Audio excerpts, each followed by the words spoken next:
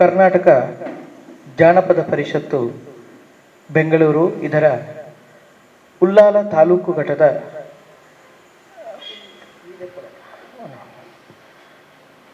ಕರ್ನಾಟಕ ಜಾನಪದ ಪರಿಷತ್ತು ಬೆಂಗಳೂರು ಇದರ ಉಳ್ಳಾಲ ತಾಲೂಕು ಘಟಕದ ನೂತನ ಪದಾಧಿಕಾರಿಗಳ ಪದಗ್ರಹಣ ಕಾರ್ಯಕ್ರಮವು ವಿಶೇಷವಾಗಿ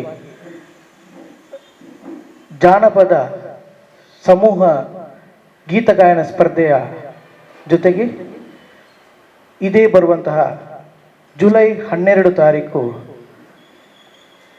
ಆದಿತ್ಯವಾರ ನಡೆಯಲಿದ್ದು ಈ ವಿಚಾರದ ಬಗ್ಗೆ ಜಾನಪದ ಪರಿಷತ್ತಿನ ಪದಾಧಿಕಾರಿಗಳಾದಂತಹ ನಾವು ಪತ್ರಿಕಾಗೋಷ್ಠಿಯಲ್ಲಿ ಈ ವಿಚಾರದ ಬಗ್ಗೆ ತಿಳಿಯಪಡಿಸಲಿದ್ದೇವೆ. ಮೊದಲಾಗಿ ಇಂದಿನ ಈ ಪತ್ರಿಕಾಗೋಷ್ಠಿಯಲ್ಲಿ ನಮ್ಮೊಂದಿಗೆ ಕರ್ನಾಟಕ ಜಾನಪದ ಪರಿಷತ್ತಿನ ಉಳ್ಳಾಲ ತಾಲೂಕು ಘಟಕದ ಅಧ್ಯಕ್ಷರು ಹಾಗೂ ಖ್ಯಾತ ನಿರೂಪಕರಾಗಿ ಪ್ರಸಿದ್ಧಿ ಪಡೆದಿರುವಂತಹ ಶ್ರೀ ಪ್ರವೀಣ್ ಎಸ್ ಕುಂಪಲ ನಮ್ಮೊಂದಿಗಿದ್ದಾರೆ. ಅವರನ್ನು ಸ್ವಾಗತಿಸ್ತಾ ಇದ್ದೆ.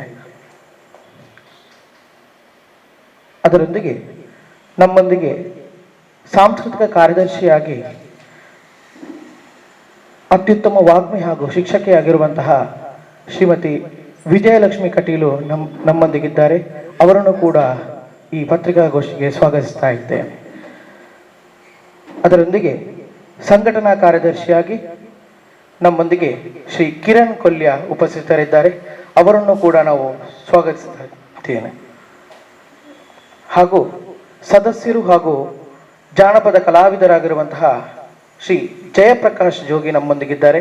ಅವರನ್ನು ಕೂಡ ಪ್ರೀತಿಪೂರ್ವಕವಾಗಿ ಸ್ವಾಗತಿಸ್ತಾ ಇದ್ದೇವೆ. ಹಾಗೂ ಇಂದಿನ ಈ ಪತ್ರಿಕಾಗೋಷ್ಠಿಗೆ ನಮ್ಮೊಂದಿಗೆ ಉಪಸ್ಥಿತರಿರುವಂತಹ ಎಲ್ಲ ಮಾಧ್ಯಮ ಮಿತ್ರರಿಗೂ ಕೂಡ ಒಂದೇ ಮಾತಿನಲ್ಲಿ ಸ್ವಾಗತಿಸವನ್ನು ಬಯಸುತ್ತಾ ಇದ್ದೇನೆ. ಜಾನಪದ ಪರಿಷತ್ತು ಬೆಂಗಳೂರು ಇದರ ಉಳ್ಳಾಲ ತಾಲೂಕು ಘಟಕದ ಪ್ರಧಾನ ಕಾರ್ಯದರ್ಶಿಯಾಗಿರುವಂತಹ ನಾನು ವಿಜೇತ್ ಎಂ ಶೆಟ್ಟಿ ಮಂಜನಾಡಿ ಇದೀಗ ಪತ್ರಿಕಾಗೋಷ್ಠಿಯಲ್ಲಿ ಜಾನಪದ ಪರಿಷತ್ತಿನ ನಮ್ಮ ಈ ಘಟಕದ ಪದಗ್ರಹಣ ಕಾರ್ಯಕ್ರಮ ಬಹುಶಃ ದಕ್ಷಿಣ ಕನ್ನಡ ಜಿಲ್ಲೆಯಲ್ಲಿ ಈಗಾಗಲೇ ಹಲವಾರು ಘಟಕಗಳ ಉದ್ಘಾಟನೆಯಾಗಿ ವಿವಿಧ ಕಾರ್ಯಕ್ರಮಗಳನ್ನು ಅಲ್ಲಲ್ಲಿ ಹಮ್ಮಿಕೊಂಡು ಬಂದಿದ್ದರೂ ಕೂಡ ಉಳ್ಳಾಲ ತಾಲೂಕಿನಲ್ಲೂ ಕೂಡ ಇಂತಹ ಒಂದು ಘಟಕದ ಸ್ಥಾಪನೆಯಾಗಬೇಕು, ಇಲ್ಲಿನ ಜನಪದ ಸೊಗಡಿನ ಪರಿಚಯವನ್ನು ಜಿಲ್ಲೆಗೆ ಹಾಗೂ ರಾಜ್ಯಕ್ಕೆ ಪರಿಚಯಿಸಬೇಕೆಂಬಂತಹ ಸದುದ್ದೇಶದೊಂದಿಗೆ ಕರ್ನಾಟಕ ಜಾನಪದ ಪರಿಷತ್ ಎಂಬುದನ್ನು ಉಳ್ಳಾಲ ತಾಲೂಕಿನ ಘಟಕದಲ್ಲೂ ಸ್ಥಾಪಿಸಬೇಕೆಂಬ ಚಿಂತನೆಯಲ್ಲಿ ಇಲ್ಲಿ ನೂತನ ಪದಾಧಿಕಾರಿಗಳ ಆಯ್ಕೆಯನ್ನು ಈಗಾಗಲೇ ಜಿಲ್ಲಾ ಸಮಿತಿಯವರು ಮಾಡಿದ್ದು, ಆ ವಿಚಾರದ ಬಗ್ಗೆಯಲ್ಲಿ ಪದಗ್ರಹಣ ಕಾರ್ಯಕ್ರಮವನ್ನು ಈ ಬಾರಿ ನಾವು ಆಯೋಜನೆ ಮಾಡುವಂತಹ ಸಂದರ್ಭದಲ್ಲಿ ವಿಶೇಷವಾಗಿ ಮಹಿಳೆಯರಿಗೆ ಜಾನಪದ ಸಮೂಹ ಗೀತಗಾಯನ ಸ್ಪರ್ಧೆಯನ್ನು ಆಯೋಜಿಸಿದ್ದೇವೆ. ಈ ಎಲ್ಲದರ ಕುರಿತು ಮೊದಲಾಗಿ ನಮ್ಮ ಅಧ್ಯಕ್ಷರಾದಂತಹ ಶ್ರೀ ಪ್ರವೀಣ್ ಎಸ್ ಕುಂಪಲ ಇವರು ಈ ವಿಚಾರದ ಕುರಿತು ತಿಳಿಯಪಡಿಸಲಿದ್ದಾರೆ. ಜಾನಪದ ಪರಿಷತ್ತು 1979ರಲ್ಲಿ ಅಂದಿನ IAS ಅಧಿಕಾರಿ ಆಗಿರುವಂಥ HL ನಾಗೇಗೌಡರು ಸ್ಥಾಪನೆ ಮಾಡಿದಂಥ ಒಂದು ಜಾನಪದ ಪರಿಷತ್ ಸಂಸ್ಥೆ. HL ನಾಗೇಗೌಡರವರು IAS ಅಧಿಕಾರಿಯಾಗಿ ಮಂಗಳೂರು ಭಾಗದಲ್ಲಿ ಕೂಡ ಕರ್ತವ್ಯವನ್ನು ನಿರ್ವಹಿಸಿದವರು. ಈ ಭಾಗದ ಒಂದು ಜಾನಪದ ಕಲೆ ಸಂಸ್ಕೃತಿಗಳ ಬಗ್ಗೆ ಕೂಡ ಅವರಿಗೆ ಗೊತ್ತಿದ್ದ ವಿಚಾರ. ಈ ನಿಟ್ಟಿನಲ್ಲಿ ಕರ್ನಾಟಕದಲ್ಲಿ ಎಷ್ಟೆಲ್ಲ ಜಾನಪದ ಕಲೆಗಳುಂಟು, ಜಾನಪದ ಸಂಸ್ಕೃತಿಗಳುಂಟು, ನಮ್ಮ ದಿನನಿತ್ಯದ ವಿಚಾರಗಳು ಯಾವುದುಂಟು ಜಾನಪದಕ್ಕೆ ಸಂಬಂಧಪಟ್ಟಂತು ಅದನ್ನೆಲ್ಲ ಒಂದೇ ಇದರಲ್ಲಿ ಕರ್ನಾಟಕ ಜಾನಪದ ಲೋಕ ಎಂಬ ದೃಷ್ಟಿಯಲ್ಲಿ ಅವರು ಬೆಂಗಳೂರಿನಲ್ಲಿ ಸ್ಥಾಪನೆ ಮಾಡಿದರು 1979ರಲ್ಲಿ. ಬೆಂಗಳೂರು ಮೈಸೂರು ರಾಷ್ಟ್ರೀಯ ಹೆದ್ದಾರಿಯ ರಾಮನಗರದಲ್ಲಿ ಜಾನಪದ ಲೋಕ ಎಂಬ ಒಂದು ಕಲ್ಪನೆಯಲ್ಲಿ 25 ಎಕರೆ ಜಾಗದಲ್ಲಿ ಜನಪದ ಸಂಸ್ಕೃತಿಯನ್ನು ಬಿಂಬಿಸುವಂಥ ಎಲ್ಲ ಒಂದು ವಸ್ತು ಪ್ರದರ್ಶನ ಇರ್ಬೋದು, ಅದರ ಸಂಸ್ಕೃತಿಯ ಕಲೆ ಸಂಸ್ಕೃತಿ ಬಿಂಬಿಸುವಂಥ ಎಲ್ಲ ಕಲೆಗಳನ್ನು ಮೈಗೂಡಿಸಿಕೊಂಡಂಥ ಒಂದು ಜಾನಪದ ಲೋಕ ರಾಮನಗರ ಜಿಲ್ಲೆಯಲ್ಲಿದೆ. ಈ ಒಂದು ಬೆಂಗಳೂರಿನಲ್ಲಿ ಸ್ಥಾಪನೆಗೊಂಡಂಥ ನಮ್ಮ ಜಾನಪದ ಪರಿಷತ್ತು ಪ್ರತಿ ಜಿಲ್ಲೆಗೂ ಕೂಡ ತಲುಪಬೇಕೆಂಬ ನಿಟ್ಟಿನಲ್ಲಿ ಬೇರೆ ಬೇರೆ ಕರ್ನಾಟಕದ ಎಲ್ಲ ಜಿಲ್ಲೆಗಳಲ್ಲಿ ಕೂಡ ಜಾನಪದ ಪರಿಷತ್ತು ಜಿಲ್ಲಾ ಘಟಕಗಳಿದೆ. ನಮ್ಮ ಮಂಗಳೂರು ದಕ್ಷಿಣ ಕನ್ನಡ ಜಿಲ್ಲೆಯಲ್ಲಿ ಕೂಡ ಸರಿಸುಮಾರು 32 ಜಾನಪದ ಕಲೆಗಳ ಆಗರ ಆಗಿದೆ. ಅದರಿಂದ ಆ ಒಂದು ಕಲೆಗಳನ್ನು ಕೂಡ ಶಾಶ್ವತವಾಗಿ ಉಳಿಸಬೇಕು, ಪೀಳಿಗೆಗೆ ತಿಳಿಸಬೇಕೆಂಬ ನಿಟ್ಟಿನಲ್ಲಿ ಜಾನಪದ ಪರಿಷತ್ತು ಸ್ಥಾಪನೆಗೊಂಡು ಈಗಾಗಲೇ ಅವರ ಬೇರೆ ಬೇರೆ ಮಟ್ಟದಲ್ಲಿ ಆ ಒಂದು ಕಲೆಯನ್ನು ಕರಗತ ಮಾಡುವಂತ ವಿಚಾರಗಳು ಬಂದರೂ ಕೂಡ ನಮ್ಮ ಜಾನಪದ ಪರಿಷತ್ನ ಮೂಲಕ ಅದಕ್ಕಾದಂಥ ವಿಶೇಷ ಒಂದು ಮುತುವರ್ಜಿ ವಹಿಸಿ ನೀಡಬೇಕೆಂಬ ದೃಷ್ಟಿಯಲ್ಲಿ ದಕ್ಷಿಣ ಕನ್ನಡ ಜಿಲ್ಲೆಯಲ್ಲಿ ಕೂಡ ಏರಿಯಾ ಲಕ್ಷ್ಮೀನಾರಾಯಣ ಆಳ್ವಾರ ಮೂಲಕ ಪ್ರಾರಂಭಗೊಂಡಂತ ದಕ್ಷಿಣ ಕನ್ನಡ ಜಿಲ್ಲಾ ಜಾನಪದ ಪರಿಷತ್ತು. ಆ ಬಳಿಕ ಡಾಕ್ಟರ್ ಎಂ ಮೋಹನ್ ಆಳ್ವ ಮೂಡಬಿದ್ರೆ ಅವರು ಅಧ್ಯಕ್ಷರಾಗಿದ್ದುಕೊಂಡು ಆ ಒಂದು ಜಿಲ್ಲೆಯನ್ನು ಸಂಘಟನಾತ್ಮಕವಾಗಿ ಮುನ್ನಡೆಸಿ ಬಂದಿದ್ದಾರೆ. ಇದೀಗ ಎಲ್ಲ ತಾಲೂಕುಗಳಲ್ಲಿ ಕೂಡ ಈ ಒಂದು ಜಾನಪದ ಪರಿಷತ್ತು ಘಟಕಗಳನ್ನು ಸ್ಥಾಪನೆ ಮಾಡಬೇಕೆಂಬ ರಾಜ್ಯದ ಆದೇಶದಂತೆ ದಕ್ಷಿಣ ಕನ್ನಡ ಜಿಲ್ಲಾ ಘಟಕವು ನಮ್ಮ ದಕ್ಷಿಣ ಕನ್ನಡ ಜಿಲ್ಲೆಯಲ್ಲೂ ಕೂಡ ಸುಳ್ಯ ಇರ್ಬೋದು, ಬೆಳ್ತಂಗಡಿ ಇರ್ಬೋದು, ಬಂಟ್ವಾಳ ಇರ್ಬೋದು, ಮೂಡಬಿದ್ರೆ, ಹಾಗೆ ನಮ್ಮ ಉಳ್ಳಾಲ, ಮಂಗಳೂರು ಎಲ್ಲ ಕಡೆ ಕೂಡ ತಾಲೂಕು ಘಟಕಗಳ ಕೂಡ ಇದು ರಚನೆ ಆಗಿದೆ. ನಮ್ಮ ಉಳ್ಳಾಲ ತಾಲೂಕು ಘಟಕದ ರಚನೆ ಕೂಡ ಆಗಿದೆ. ಇದಕ್ಕೂ ಕೂಡ ನಾವು ಬೇರೆ ಬೇರೆ ನಮ್ಮ ಜನಪದೀಯವಾಗಿ ಸಮಾಜದಲ್ಲಿ ಕೆಲಸ ಮಾಡ್ತಿರುವಂಥ ಎಲ್ಲರನ್ನು ಕೂಡ ಒಂದು ಭೇಟಿ ಮಾಡಿ ಅವರನ್ನು ಕೂಡ ಈ ಒಂದು ಸೇರಿಸುವಂಥ ಕೆಲಸ ಮಾಡಿದ್ದೇವೆ. ಮುಂದಿನ ದಿನ ಕೂಡ ಅದಕ್ಕೆ ಜೋಡಣೆ ಮಾಡುವಂಥ ಕೆಲಸ ಮಾಡಿದ್ದೇವೆ. ಈ ನಿಟ್ಟಿನಲ್ಲಿ ಅದಕ್ಕೆ ಪೂರಕವಾಗಿ ಒಂದು ಕಾರ್ಯಕ್ರಮಕ್ಕೆ ಒಂದು ಅರ್ಥ ಬರಬೇಕೆಂಬ ನಿಟ್ಟಿನಲ್ಲಿ ನಾವು ಜಾನಪದ ಪರಿಷತ್ತಿನ ಪದಗ್ರಹವನ್ನು ಕೇವಲ ನಾವು ಸದಸ್ಯರಿಗೆ ಮಾತ್ರ ಸೀಮಿತವಾಗಿರಿಸದೆ ನಮ್ಮ ಜಿಲ್ಲೆಯಲ್ಲಿ ಆ ಒಂದು ಹೊಸತನದ ಮಾದರಿ ಆಗಬೇಕೆಂಬ ನಿಟ್ಟಿನಲ್ಲಿ ಜಾನಪದ ಸಮೂಹ ಗಾಯನ ಸ್ಪರ್ಧೆ ವಿಶೇಷವಾಗಿ ಅದು ಮಹಿಳೆಯರಿಗಾಗಿ ಹಮ್ಮಿಕೊಂಡಿದ್ದೇವೆ. ಯಾಕಂದ್ರೆ ಮಹಿಳೆಯರಿಗಾಗಿ ನಾವು ಹಮ್ಮಿಕೊಂಡಿದ್ದೇವೆ. ಯಾಕಂದ್ರೆ ಮಹಿಳೆಯರು ಕಲಿತರೆ ಜಾನಪದ ಹಾಡುಗಳನ್ನು ಇರ್ಬೋದು, ಜಾನಪದ ಅದರ ಸಂಸ್ಕೃತಿ ಇರ್ಬೋದು, ಅದು ಮಕ್ಕಳಿಗೆ ನೇರವಾಗಿ ಹೋಗ್ತದೆ. ಅದರಿಂದ ತೊಟ್ಟಿಲು ತೂಗುವ ಮಕ್ಕಳಿಗೆ ಕೂಡ ಜಾನಪದ ಹಾಡಿನ ಮೂಲಕ ತೊಟ್ಟಿಲು ತೂಗುವಂತ ಒಂದು ಸಂಪ್ರದಾಯ ಪರಿಪಾಠ ಬೆಳಬೇಕೆಂಬ ನಿಟ್ಟಿನಲ್ಲಿ ಈ ಒಂದು ಕಾರ್ಯಕ್ರಮವನ್ನು ಮಹಿಳೆಯರಿಗಾಗಿ 18 ವರ್ಷದ ಮೇಲ್ಪಟ್ಟ ಒಂದು ಮಹಿಳೆಯರಿಗಾಗಿ ಆಯೋಜನೆ ಮಾಡಿದ್ದೇವೆ. ಈ ಕಾರ್ಯಕ್ರಮ ನಾಡಿದ್ದು ಜುಲೈ 12ನೇ ತಾರೀಕಿನಂದು ಕೊಲ್ಯದ ಸೌಭಾಗ್ಯ ಸಭಾಭವನದ ಮುಂಭಾಗದಲ್ಲಿರುವಂತಹ ಶಾರದಾ ಮಂದಿರದ ಸಭಾಂಗಣದಲ್ಲಿ ನಡೆಯಲಿಕ್ಕಿದೆ. ಈ ಒಂದು ಸಭಾಂಗಣದಲ್ಲಿ ನಡೆಯುವಂತ ಈಗಾಗಲೇ ನಾವು ಈ ಒಂದು ನಿಗದಿಪಡಿಸಿದಂತೆ ಈ ಕಾರ್ಯಕ್ರಮವನ್ನು ಆಯೋಜಿಸಬೇಕೆಂಬ ನಿಗದಿಪಡಿಸಿದ ತರುವಾಯ 4 ದಿನದಲ್ಲಿ ಸರಿಸುಮಾರು ಜಿಲ್ಲೆಯಾದ್ಯಂತ 20 ತಂಡಗಳು 4 ದಿನದಲ್ಲಿ ನೋಂದಾವಣಿ ಮಾಡಿಕೊಂಡಿವೆ. ಈಗಲೂ ಕೂಡ ತಂಡಗಳು ನಾವು ಬರ್ತೇವೆ ಅಂತ ಹೇಳಿದ್ರು ಕೂಡ ನಮಗೆ ಸಮಯದ ಅಭಾವ ಇರೋದ್ರಿಂದ ನಾವು 20 ಒಳಗೆ ತಂಡಗಳನ್ನು ನಾವು ಈಗಾಗಲೇ ಅಧಿಕೃತವಾಗಿ ನೋಂದಾವಣೆ ಮಾಡಿದ್ದೇವೆ. ಇದರಲ್ಲಿ 4 ಮಹಿಳೆಯರಿದ್ದಾರೆ. ಅದರ ಜೊತೆಯಲ್ಲಿ ಒಬ್ಬರು ಟಮ್ಕಿ, ಯಾಕಂದ್ರೆ ಹಿನ್ನೆಲೆ ಗಾಯನಕ್ಕೆ ತಮ್ಕಿಯನ್ನು ಬಳಸಿ ಒಂದು ಮೂಲ ಜಾನಪದ ಒಂದು ಸಂಗೀತವನ್ನು ಅನಾವರಣಗೊಳಿಸುವಂತ ಕಾರ್ಯಕ್ರಮವನ್ನು ಜಾನಪದ ಗಾಯನ ಸ್ಪರ್ಧೆ ಪದಪಂಕ 2026 ಕಾರ್ಯಕ್ರಮ ಜುಲೈ 12ರಂದು.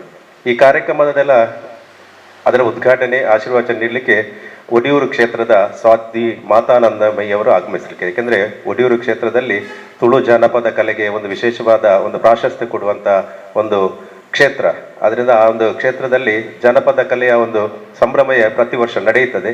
ಅದನ್ನ ಆ ಕ್ಷೇತ್ರದ ಸಾಧ್ವಿ ಮಾತಾನಂದಮಯ್ಯ ಅವರು ಆಗಮಿಸಲಿಕ್ಕಿದ್ರೆ, ಜೊತೆಯಲ್ಲಿ ಈ ಭಾಗದ ಬೇರೆ ಬೇರೆ ಕ್ಷೇತ್ರದಲ್ಲಿ, ಯಾಕಂದ್ರೆ ಜಾನಪದ ಕಲೆಗಳನ್ನು ಪ್ರೋತ್ಸಾಹಿಸಬೇಕಾದ್ರೆ ಈ ಭಾಗದ ಒಂದು ನಾಯಕರುಗಳ ಸಹಕಾರ ಕೂಡ ಬೇಕಾಗ್ತದೆ.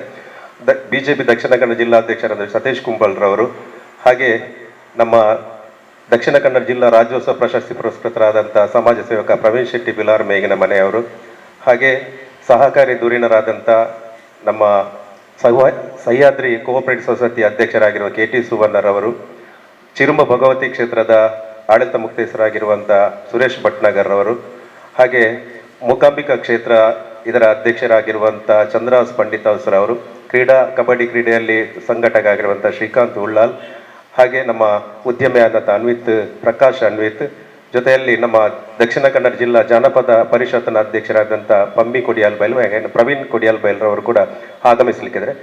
ಆ ರೀತಿಯಾಗಿ ಅದೊಂದು ನಮ್ಮ ಚೌಕಟ್ಟಿನಲ್ಲಿ ಸಭಾ ಕಾರ್ಯಕ್ರಮ, ಯಾಕಂದ್ರೆ ಉದ್ಘಾಟನವನ್ನು ನಡೆಯಬೇಕೆಂಬ ನಿಟ್ಟಿನಲ್ಲಿ ನಮ್ಮ ಜಿಲ್ಲೆ ಇರುವಂಥ ಎಲ್ಲ ತಾಲೂಕು ಘಟಕಗಳ ಒಂದು ಅಧ್ಯಕ್ಷರು, ಯಾಕಂದ್ರೆ ಬೇರೆ ಬೇರೆ ಅದರಲ್ಲಿ ಬೇರೆ ಬೇರೆ ಕಡೆಯಲ್ಲಿ ನಮ್ಮ ಪತ್ರಕರ್ತರು ಕೂಡ ಅದರಲ್ಲಿ ಒಂದು ಜಿಲ್ಲಾ ಘಟಕದ ತಾಲೂಕು ಘಟಕದ ಅಧ್ಯಕ್ಷರು ಕೂಡ ಆಗಿರ್ತಾರೆ. ಅವರೆಲ್ಲ ಬರ್ತಾರೆ. ಜಿಲ್ಲಾ ಘಟಕದ ಎಲ್ಲ ಕಡೆಯಿಂದ ತಾಲೂಕು ಘಟಕದ ಎಲ್ಲ ಕೂಡ ಬರ್ತಾರೆ. ಹಾಗೆ ಊರಿನ ಎಲ್ಲ ವಿವಿಧ ಕ್ಷೇತ್ರದ ಗಣ್ಯರು ಕೂಡ ಈ ಕಾರ್ಯಕ್ರಮದಲ್ಲಿ ಆಗಮಿಸಲಿಕ್ಕಿದ್ದಾರೆ.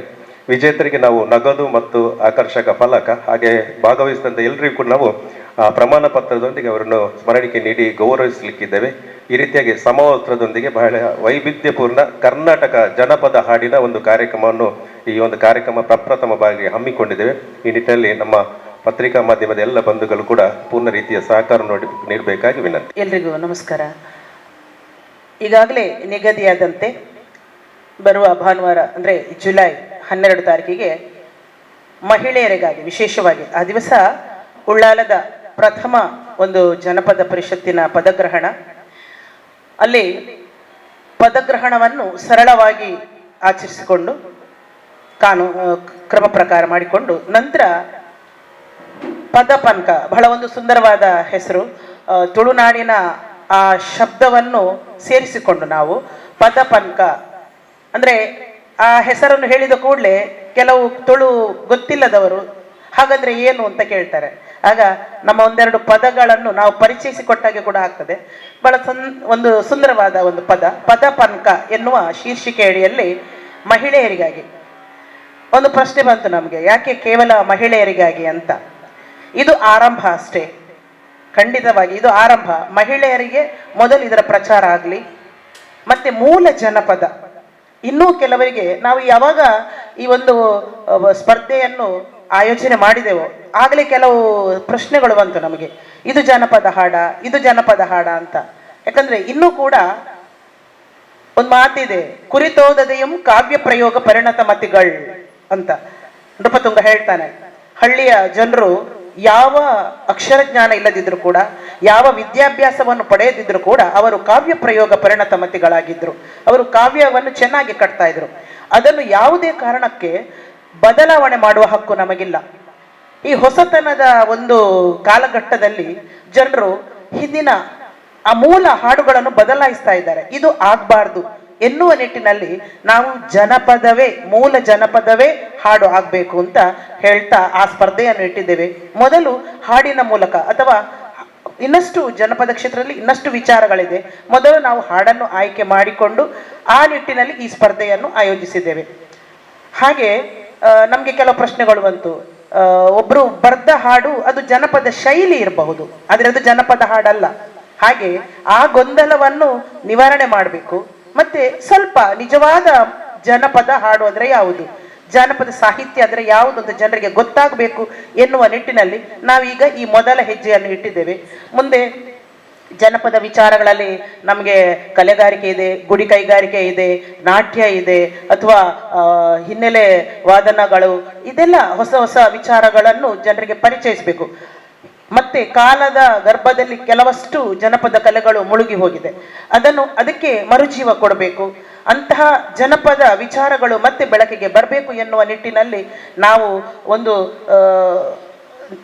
ಉತ್ತಮವಾದ ಒಂದು ತಂಡವನ್ನು ಆಯೋಜಿಸಿಕೊಂಡು ಪ್ರವೀಣ್ ಕುಂಪಲರವರ ಸಾರಥ್ಯದಲ್ಲಿ ಇದನ್ನು ಆರಂಭಿಸ್ತಾ ಇದ್ದೇವೆ. ನಮ್ಗೆ ಇದಕ್ಕೆ ಎಲ್ಲರ ಸಲಹೆಗಳು ಬೇಕು, ಹಾಗೆ ಸಹಕಾರ ಬೇಕು. ನಮಗೆ ಈ ನಿಟ್ಟಿನಲ್ಲಿ ಮುಂದುವರಿಲಿಕ್ಕೆ ಒಂದು ಅವಕಾಶ ಪರಿಷತ್ ನಮಗೆ ಮಾಡಿಕೊಟ್ಟಿದೆ. ಈಗ ನಾವು ಮೊದಲ ಹೆಜ್ಜೆಯನ್ನು ಇಟ್ಟಿದ್ದೇವೆ. ಅದಕ್ಕೆಲ್ಲರಿಗೂ ನಾವು ಸಹಕಾರವನ್ನು ಕೇಳ್ತಾ ಇವತ್ತಿನ ಈ ಪತ್ರಿಕಾಗೋಷ್ಠಿಯನ್ನು ನಾವು ಈ ಮೂಲಕ ನಾವು ನೆರವೇರಿಸ್ತಾ ಇದ್ದೇವೆ. ಕರ್ನಾಟಕ ಜಾನಪದ ಪರಿಷತ್ತು ಬೆಂಗಳೂರು ಇದರ ಉಳ್ಳಾಲ ಘಟಕದ ವತಿಯಿಂದ ಜುಲೈ 12ಕ್ಕೆ ನಡೆಯಲಿರುವ ಪದಪನ್ಕ 2026 ಕಾರ್ಯಕ್ರಮದ ಸಂಪೂರ್ಣವಾದ ಮಾಹಿತಿ ನೀಡಿದಂತಹ ನಮ್ಮ ಘಟಕದ ಅಧ್ಯಕ್ಷರಾದ ಪ್ರವೀಣ್ ಎಸ್ ಕುಂಪಲ್ ಇವರಿಗೆ ಧನ್ಯವಾದ ಸಮರ್ಪಿಸಿದ್ದೇನೆ. ಇದೇ ರೀತಿ ನಮ್ಮ ಒಟ್ಟಿಗೆ ಉಪಸ್ಥಿತರಿದ್ದಾರೆ ನಮ್ಮ ಘಟಕದ ಪ್ರಧಾನ ಕಾರ್ಯದರ್ಶಿ ವಿಜೇತ್ರೈ ಮಂಜಿನಾಡಿ, ಅವರಿಗೂ ಧನ್ಯವಾದ ಸಮರ್ಪಿಸಿದ್ದೇನೆ. ಅದೇ ರೀತಿ ಸಾಂಸ್ಕೃತಿಕ ಕಾರ್ಯದರ್ಶಿ ಆದಂಥ ವಿಜಯಲಕ್ಷ್ಮಿ ಕಟೀಲು ನಮ್ಮೊಟ್ಟಿಗೆ ಉಪಸ್ಥಿತಿದ್ದಾರೆ, ಅವರಿಗೆ ಧನ್ಯವಾದ ಸಮರ್ಪಿಸಿದ್ದೇನೆ. ಅದೇ ರೀತಿ ಸದಸ್ಯರಾದ ಜಯಪ್ರಕಾಶ್ ಜೋಗಿ ನಮ್ಮೊಟ್ಟಿಗೆ ಉಪಸ್ಥಿತಿದ್ದಾರೆ, ಅವರಿಗೂ ಧನ್ಯವಾದ ಸಮರ್ಪಿಸಿದ್ದೇನೆ. ಅದೇ ರೀತಿ ಈ ಕಾರ್ಯಕ್ರಮದ ಕೇಂದ್ರ ಬಿಂದು ಮಾಧ್ಯಮ ಮಿತ್ರರು ಸರಿಯಾದ ಸಮಯಕ್ಕೆ ಬಂದು ನಮ್ಮ ಕಾರ್ಯಕ್ರಮ ಯಶಸ್ವಿಗೊಳಿಸಿ ನಿಮಗೂ ನಮ್ಮ ಘಟಕದ ಪರವಾಗಿ ಧನ್ಯವಾದ ಸಮರ್ಪಿಸಿದ್ದೇನೆ.